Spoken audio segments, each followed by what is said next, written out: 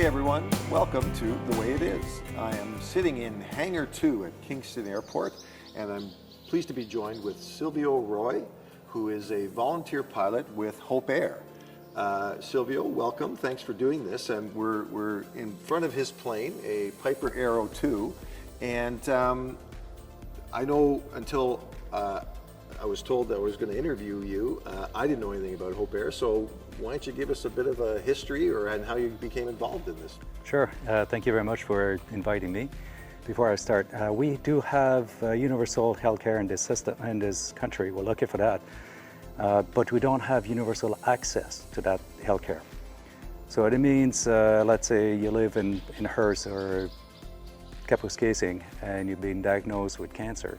Well, it's up to you to get yourself to the appointment and back. So I personally know of someone who was in Hearst.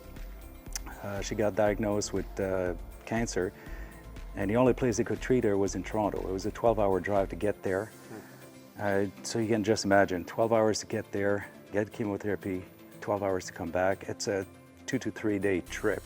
Right. And during that time, you're not making any money if you're working, if you're lucky enough to be able to keep your job. So Hope Air is there to fill that huge gap that we have in our healthcare system. So basically, Hope Air provides free air transportation, free accommodations, and free meals for people in need that have to go to medical appointments. Right. And the pilots are all volunteers, Yes. right? So you, what's your history in aviation, I guess? How did you come to become a pilot? Oh, I would say I was always a pilot, because as far back as I can remember, that's what I wanted to do.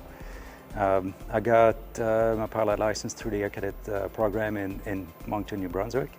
And then I joined the Royal Canadian Air Force, and I was a pilot there, flying the C-130 Hercules, both in tactical air transport and also in search and rescue. And after that, I was in the military for 25 years and 4 days.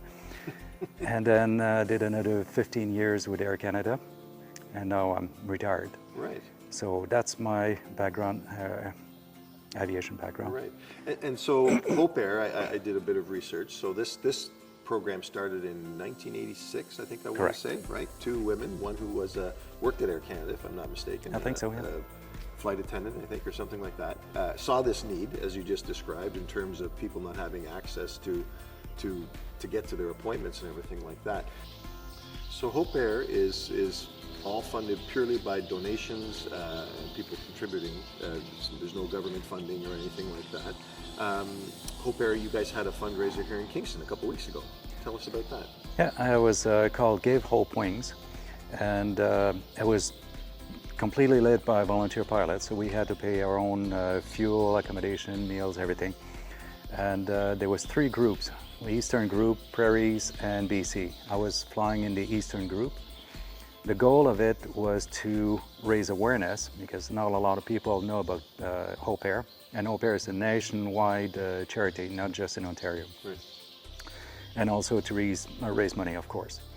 And the destination we're doing here in Ontario was Goldridge, Sault Ste. Marie, Sudbury, Gatineau, Ottawa,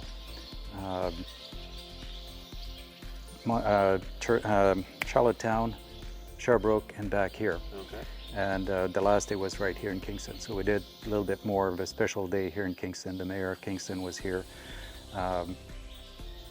So we tried to raise some money and awareness for it. Right. Doing some, I read online there, they've since its inception, they've done, well, back then, I don't know when it was printed, 167,000 flights. I'm going to guess it's more than that. It's surpassed that by quite a bit. It's over 175,000 now. Right. And last year, well, 2 years ago, during the pandemic, which there was a huge need, there was an average of about 3,000 to 4,000 flight arrangements a year. Last year, they were over 10,000. And this year, by the end of June, so halfway through the year, we were already over 8,000 flight arrangements. And the busy season is during the summer. Right. So we're probably going to increase by another 50-60% this year. So there's a huge need for it. No question. How many flights have you done yourself personally? For Hope Air, I've done about 15. Okay. And so, how does it come that you get your flight, or who picks your flight, or what's that process like? The vast majority of flights are done through airlines. So they raise the money and they buy the seats, or the seats are donated by the airlines. About 10% of the seats are flown by volunteer pilots like me. And the way that works is that for places that cannot be reached by regular airline services, like for instance Hearst as an example, Right. a Casing or whatever the case may be, then they'll send an email to all the volunteer pilots and say who can do this flight. They don't give you the name, but they give you the weight of the passenger, the age, and if there's any special requirements. Right. So by knowing that, you can see, okay, well, I can do it or can't do it, and depending on my schedule and everything else. Right. So for any particular flight, are all of your costs being subsidized, or there's portions of it that you're carrying the expense yourself? Oh, I'm definitely out of money every time I fly. Okay. Hope Air pays for 50%, half of the fuel, and then they give me a charity receipt for the rest. Okay. And the way I look at it is it allows me to be able to do more flights. Otherwise, it'd be too much out of pocket. Right. Flying an airplane is not that inexpensive. It's Yes. not inexpensive. Not in today's world, I would No. imagine. So yeah. Now we were chatting before we started recording. You have a fairly kind of a special story in terms of what this means to you and why you do this. Well, I like to be able to give back to the community, and to be able to do it with the skills I have, this is perfect. A beautifuful story that I had, and to me it really brings it home as to how important this is. There was a young woman from Sault Ste. Marie that needed to have an appointment in London, Ontario. Well, for her it would have been 8-9 hour car drive, and I don't even think she had a car.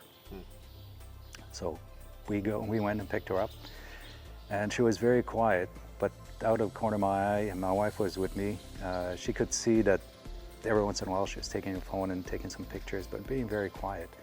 About half an hour before landing, I asked her, how's she doing? Make sure her seatbelt is on because we're coming in for landing.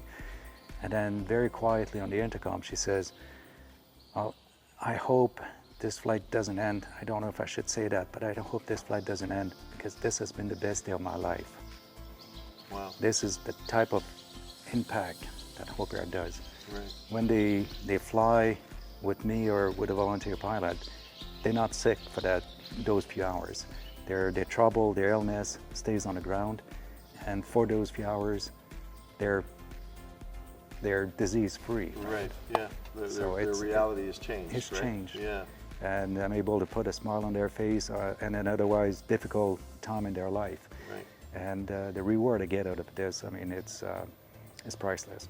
Well, and you know what? That's just an exceptional story, and I can see I feel the difference that you feel about it, and the difference that you're making, and it's obviously you're passionate about flying. Obviously, Yeah. that speaks for itself. Yeah. But to be passionate about this charity is amazing as well. And so, for those of you that haven't heard of Hope Air, go online. As we said, it's all donations. Yeah. It's private people. Hopeair.ca. Hopeair.ca. And we thank you, Sylvio, for taking the time. Really appreciate it. If you like what you see, ring the bell, subscribe, do all that stuff you're supposed to do. So thanks very much, and we'll talk to you on the next one.